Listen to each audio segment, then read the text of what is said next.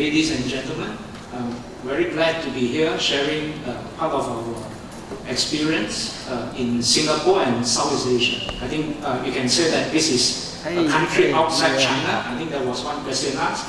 And also a region that is out of the major industrial where you have a lot of spectrum given for private network. So I just want to also classify Arita M. We want to share our use cases in private dedicated network.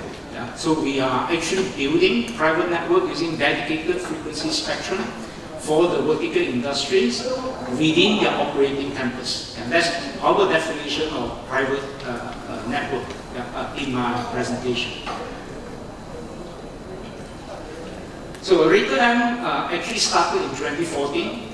Actually, we started with the objective of providing private LTE or private 4G network for the industry. So this is much earlier than many, including ACIA or even GSMA, focused on private network. We are a licensed private mobile network operator in Singapore, and we focus in providing solutions for the mission-critical industries. So this, especially where you need to have like unmanned system, mobile robotics, you need to have a beyond visual line of sight control of your mobile robotics.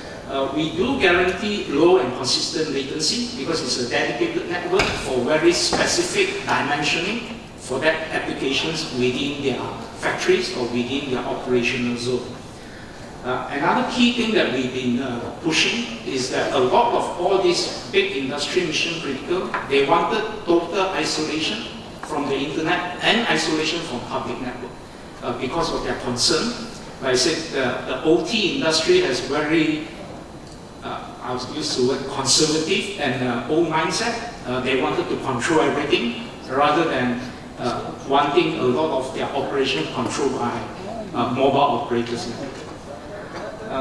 And the biggest challenge we have for the last almost 10 years now is the lack of frequency spectrum to build private industrial network.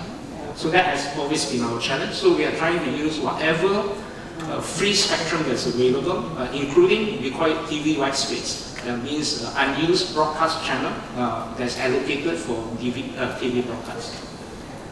So these are some of our solution and use cases I'd like to share with you.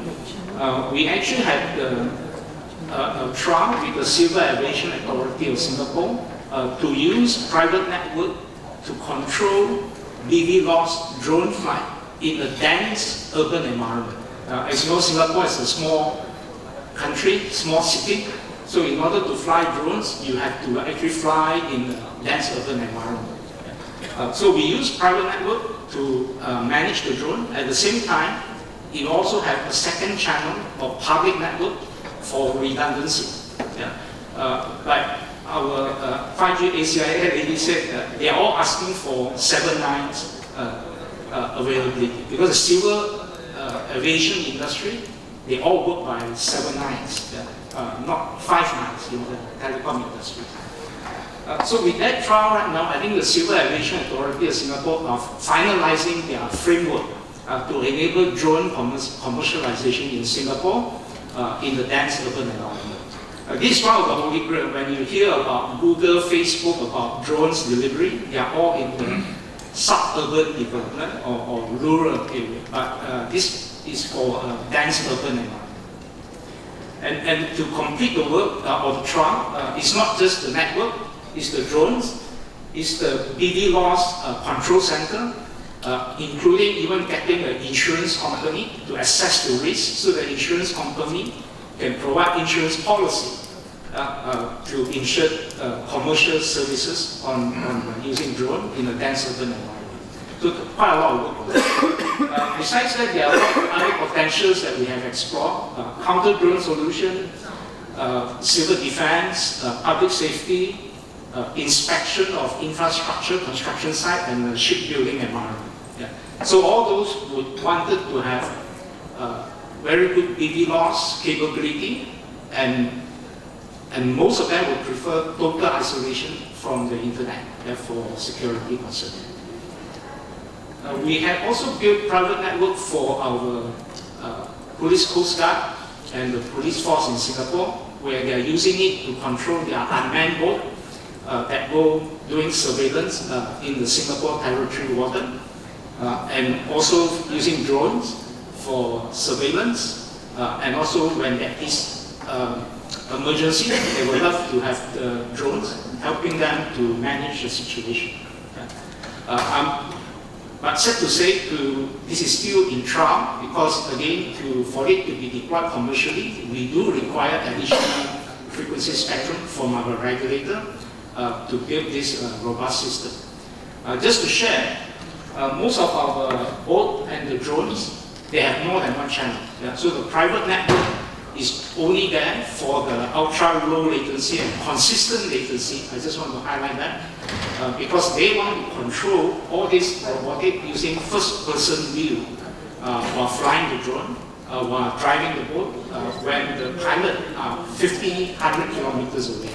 So they need a very consistent round trip latency so that the driver don't get different type of latency when he's flying the drone remotely. And again, after we have that, so all of them will have public network, private network for the ultra low latency, they have public network for redundancy, and the boat even have satellite connectivity for worst case so-called redundancy or resilient type of situation. And of course, with that, we are also talking to the Maritime Port Authority of Singapore that they can use unmanned robotic and boat for managing the territory water as well. Share with you a bit of use case of our private network in a shipyard. Yeah. Singapore used to have the biggest offshore platform manufacturers in the world, and they used our private LTE at that time for mission critical communication, especially for push to talk and push for video sharing. Every ship project would have 20 different project teams. Yeah. So in terms of having these mission critical team communications, they needed to have a private network. And they are exploring to go beyond that to include automated guided vehicle to move heavy pieces of steel around the shipyard, and also sensors and drones for operational and surveillance of their premises. So in terms of the private network for port, yeah, I think Singapore is probably the second or the third largest port in the world. It used to be number one. I think we lost to Shanghai. I think Shanghai now is probably number one. They are building a new mega port. Yeah? So they are exploring all sorts of automations. And all of the automations will, of course, include the AGV, include automated crane and remote crane management, together with a lot more of their mission critical communications within the port. Yeah. And of course CCTVs and also drones in terms of surveillance and everything else. So these are just examples because by doing AGV and the remote crane management, they could save tremendous amount of operating expense because in a typical day, they will have more than 200 to 300 drivers, operators of crane, climbing up the crane on great heights and so forth. So there's a great economic impact if they can get it going. But not forgetting, they still need their traditional OT terminals to be also integrated as overall port operations. And we also have explored port automations in Malaysia. So this is just a simple example where a port can be divided by water, then they need to link up two parts of the port on the single operational network. So the only way to do it is effectively through wireless. But I have to highlight, a lot of this still waiting for the regulators to allocate spectrum in order for them to be able to go commercial. Other opportunity that we are seeing include a lot of what we call, where there is very poor public wireless coverage. So I think Singapore, just like many other countries, has a lot of underground construction in terms of our metro line, in terms of the sewage tunnel, and they are also trying to build water reservoir underground.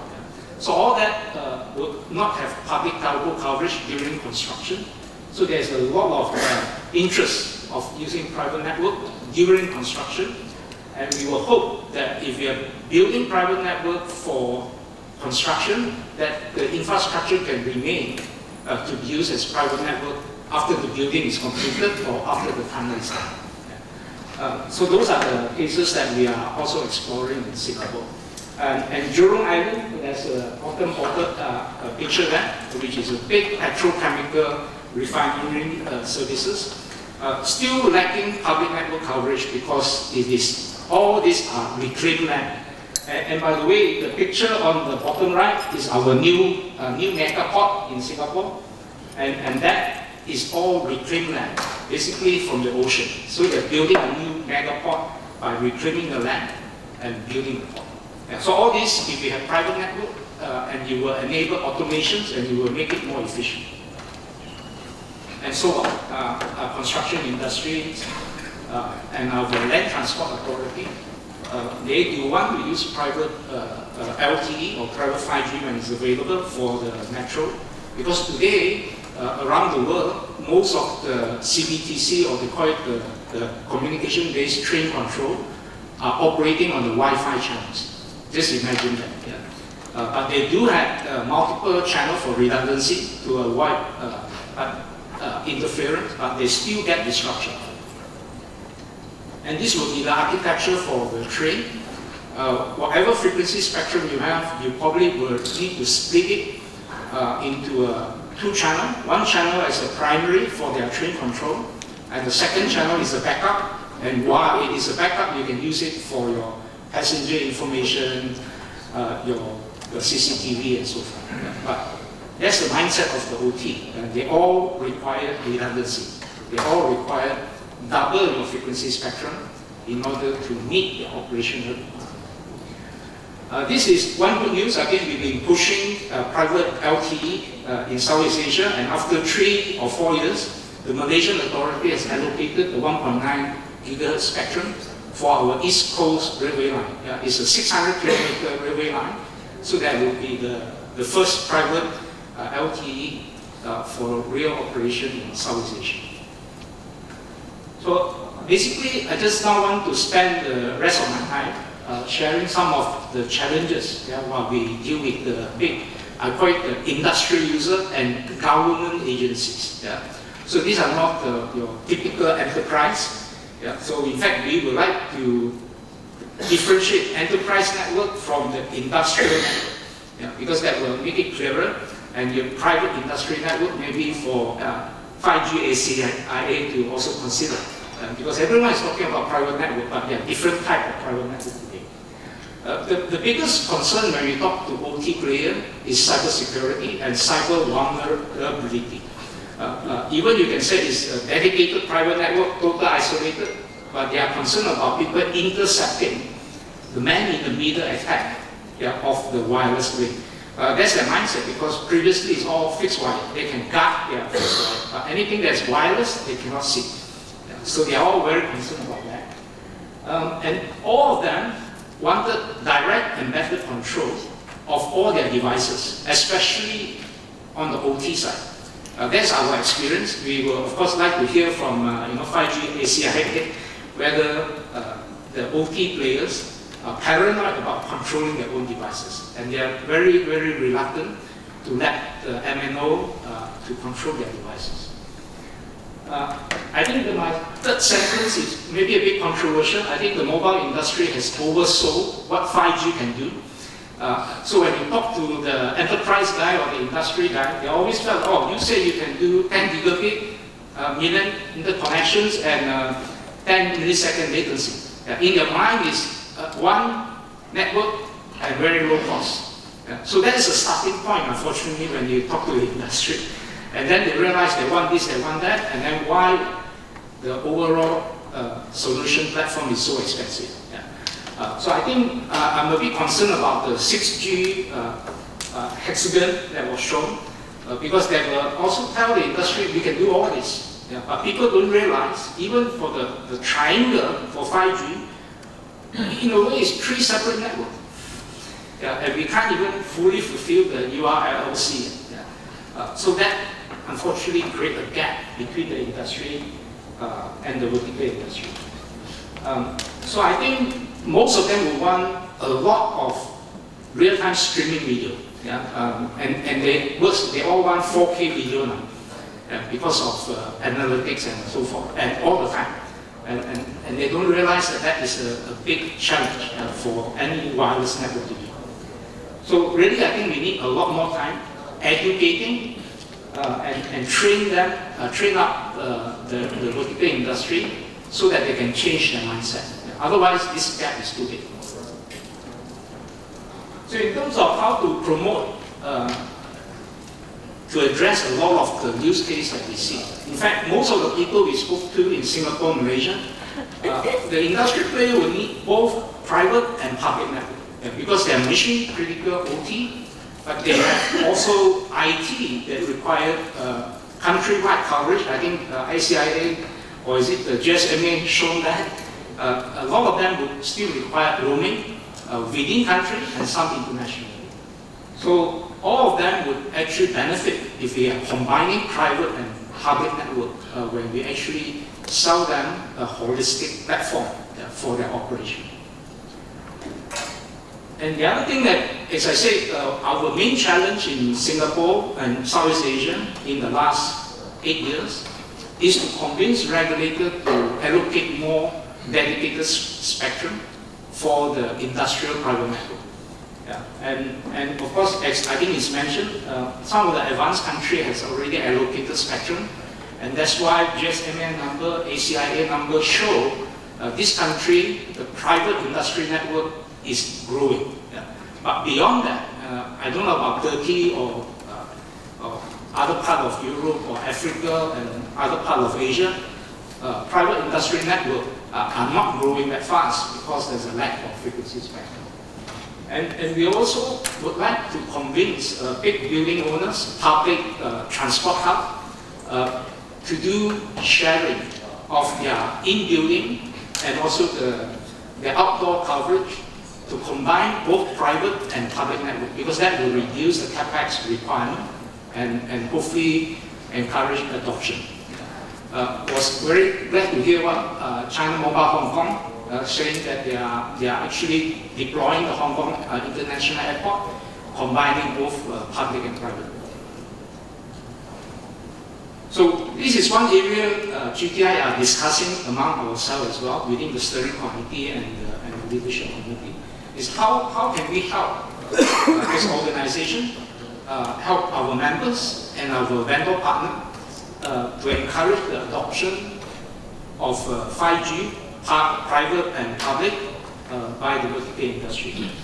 So I think GTI will attempt to compile a lot more use cases in the different industry sectors, and will probably find a way, which I think ACIA is doing that, certifying some of the proven solution references, so that we can share that with the rest of the world in terms of who are the vendors, who are the platform provider, what sort of business model those applications can be successfully operated, and maybe to even provide advisory service or information sharing services that we can help you, any of the operator, you can actually think about inviting us on your as a service that we can help to convince your regulator that they should be allocating more spectrum in order to encourage the vertical industry adoption of 5G. Of course, we would want to work with all the vendors who actually need GTI to participate, all the in-country mobile operators, and even solution platform providers that want to promote their solution outside their country that have successful use cases. So, of course, we will want to partner ACIA and GSMA, maybe with even technology consultancy or advisory firm, so that we can have a bigger reach or better reach to all the different countries around the world. Key thing is how to influence more frequency spectrum for both public and private 5G and the future 6G as well. So I think this slide just shows the benefits of putting public and private network together. There are a lot of synergy. In fact, MNO should think about business model that can actually combine their assets and their frequency spectrum together with private mobile network. Either it is a separate industrial provider,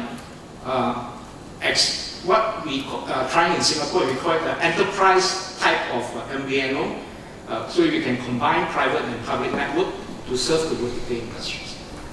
So that's the end of my presentation, and this is the area that we are pushing, even as a small private network operator, of how to combine private network together with the public network to provide this unique value that a lot of the industrials are looking for. Thank you. Okay, thank you. Just a quick question. The 1.9 gigahertz is allocated for the real only or for the can also be used for other workers?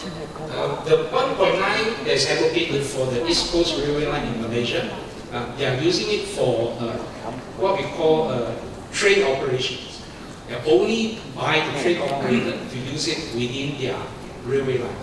So it's for mission critical communication, sensors connections, data collections, and mission critical communication between the train and the control tower.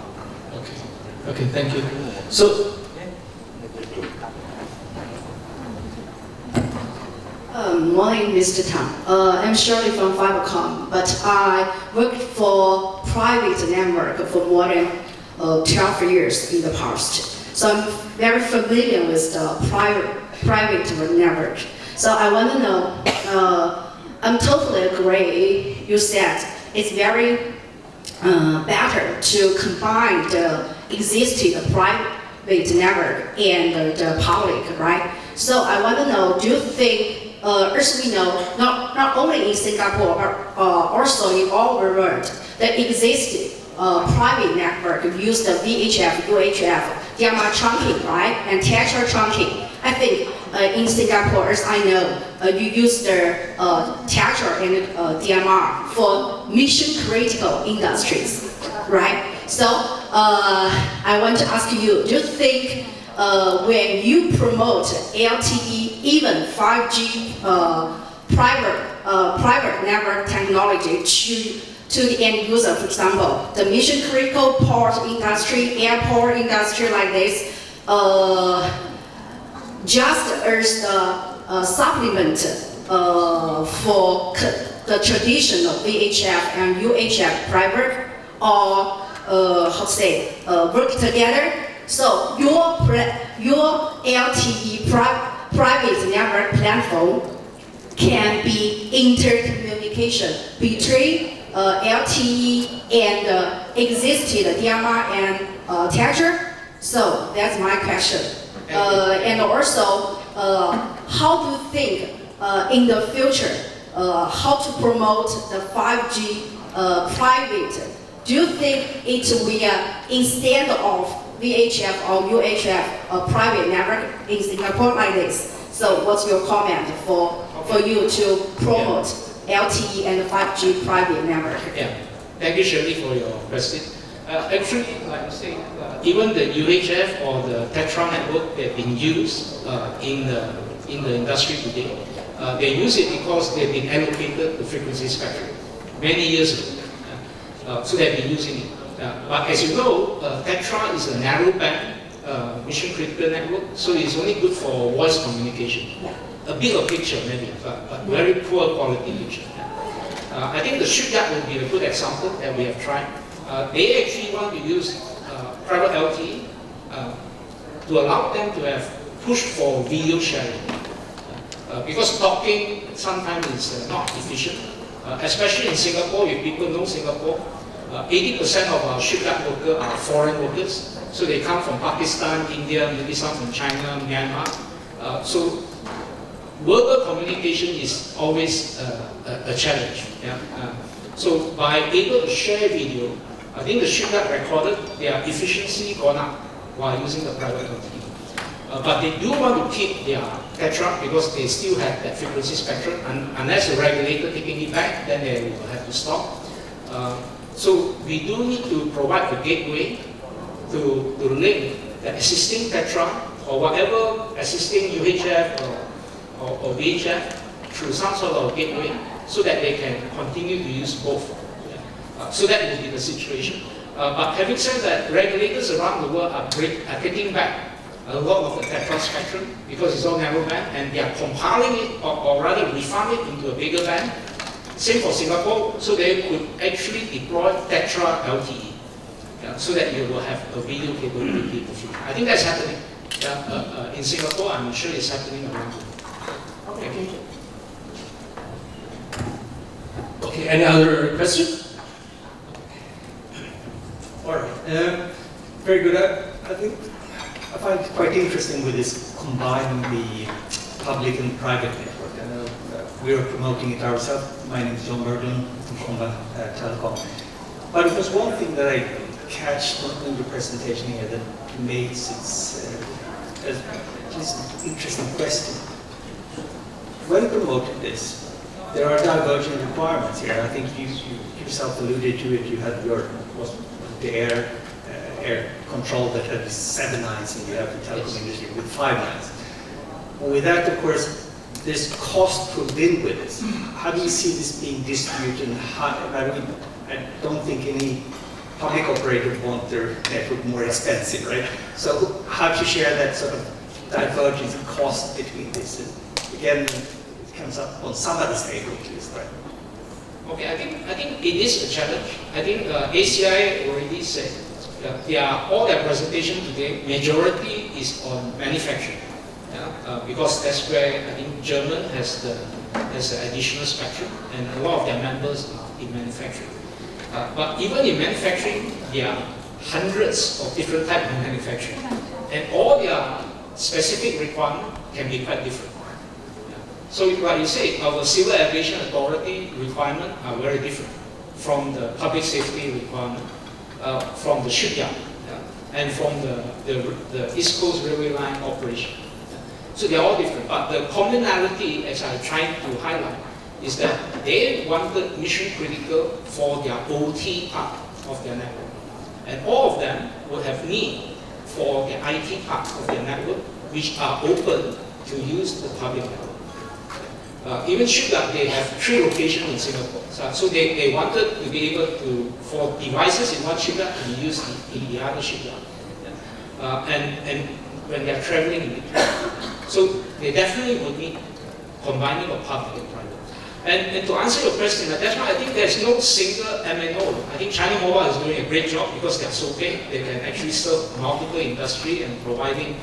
But I think, in our opinion, it's better for MNO to work with the vertical industry player, engage them as their, what you call, we use the term enterprise MVNO. They will buy spectrum or capacity from the MNO and combine with their domain knowledge, the deep domain knowledge about how to integrate and how to convince the vertical industry to adopt that solution platform. Because MNO, unfortunately, mindset are not geared, or I say have a very different understanding on how to serve the vertical industries. So the best is actually use the vertical industry system integrator that understand that, and by buying or taking the resources from the MNO to serve the vertical industry. That is my view, but I guess other people might have a different view. But I think China Mobile did a good job because they've been so big.